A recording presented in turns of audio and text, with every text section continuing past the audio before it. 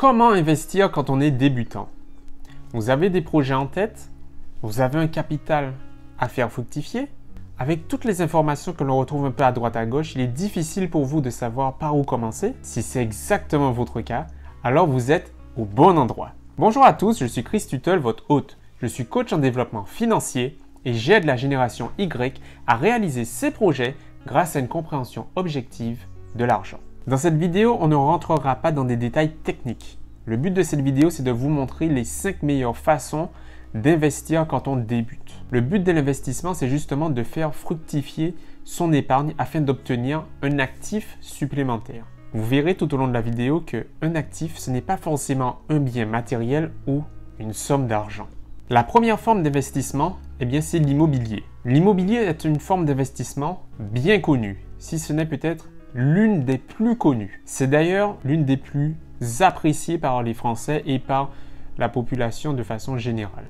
On dit d'ailleurs que la pierre est l'investissement le plus sûr, tout simplement parce qu'elle apporte une certaine sécurité comme il s'agit de quelque chose de physique. Puis l'avantage principal de l'immobilier, c'est qu'il vous permet de profiter de l'effet de levier, c'est-à-dire que vous pouvez utiliser l'argent des autres pour financer votre projet.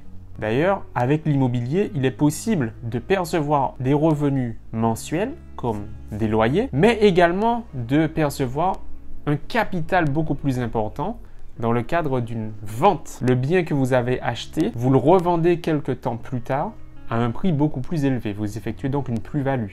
La deuxième forme d'investissement, c'est la bourse. La bourse est l'une des formes d'investissement tout aussi connues que l'immobilier, mais qui, par la culture populaire, a eu cette image de niche réservée à une certaine élite, à une sphère en fait technique qui n'est pas accessible à tout le monde. Pourtant, c'est loin d'être le cas. Vous pouvez investir en bourse sans avoir des milliers d'euros. Parfois, une centaine d'euros suffit amplement, mais il faudra une certaine régularité dans votre investissement.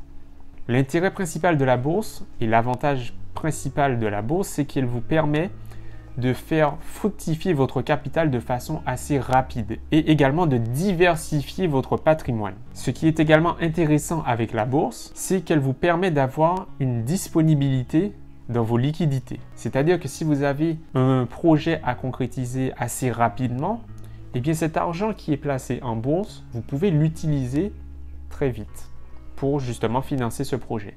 Ce n'est pas toujours le cas dans d'autres placements. La troisième forme d'investissement, c'est le crowdlending ou le crowdfunding. C'est une forme d'investissement qui est de plus en plus populaire de nos jours et elle consiste à jouer en fait le rôle d'organisme prêteur. Des sociétés qui ne sont pas en mesure ou qui ne souhaitent pas faire appel à un organisme bancaire vont faire appel à des particuliers ou à des sociétés pour qu'elles participent, qu'elles leur prêtent une certaine somme d'argent afin de financer un projet bien précis et bien encadré. Dans ce cas-là, vous aurez la possibilité, en contrepartie de la somme que vous prêtez à cette société, de recevoir soit une partie de son capital, de ses parts sociales, dans ce cas-là c'est le crowdlending, ou bien en contrepartie de la somme que vous lui prêtez, elle vous remboursera de façon trimestrielle ou mensuelle la somme prêtée, plus les intérêts. C'est le crowdfunding. L'intérêt principal de ce type d'investissement, c'est qu'il est accessible même avec un petit montant. Il vous permet en plus de vous créer un complément de revenus avec une mise de départ pas forcément élevée. Bien sûr, si vous avez la possibilité de placer une somme plus importante, vos revenus seront forcément plus conséquents. Mais quand vous n'avez pas une mise importante, c'est intéressant de se lancer vers ce type d'investissement. La quatrième source d'investissement, c'est d'investir dans des collections. Ici, on s'adresse plutôt à des gens qui sont connaisseurs. Une collection de véhicules, une collection de montres, d'alcool, d'œuvres d'art. Vous devez en fait être en mesure d'apprécier la valeur à venir du bien en question. Vous faites l'acquisition de ce bien et vous savez que dans quelques années, sa valeur va augmenter de 10, 15 ou peut-être même 100 fois ce que vous aviez acheté. Et donc au moment de la revente, vous allez faire ce bénéfice de 10, 15 ou 20 fois plus que le prix d'achat.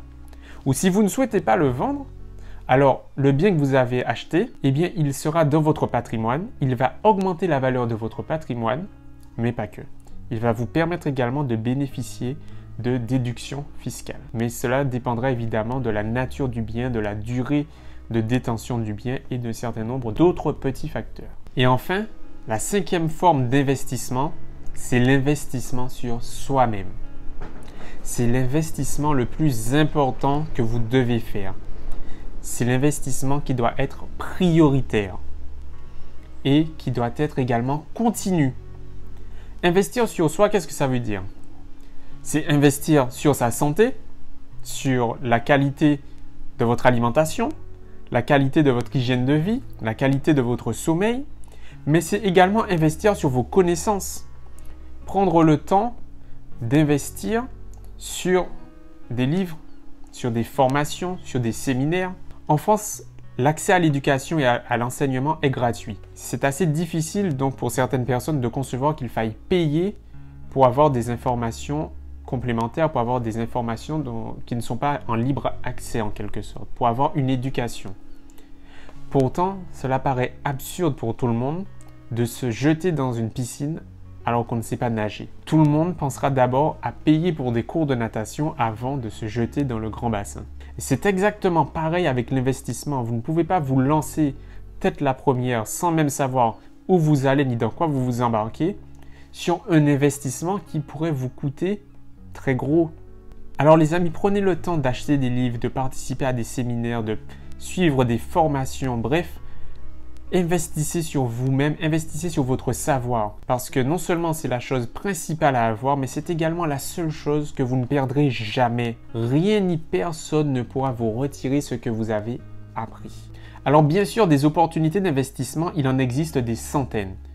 Mais aujourd'hui, j'ai préféré d'abord insister sur les 5 meilleures formes d'investissement qui sont utiles, qui sont faites pour un débutant. Si maintenant vous souhaitez aller plus loin, je vous offre un bilan personnalisé et analysé par moi-même qui vous permettra de faire un point sur votre situation financière actuelle et voir comment et par quels moyens on peut l'améliorer. Si ça vous intéresse, il vous suffit de cliquer sur le lien qui se trouve juste en dessous dans la description et répondre au petit questionnaire qui s'y trouve. Si vous avez appris au moins une chose nouvelle grâce à cette vidéo, alors likez-la, partagez-la auprès de vous.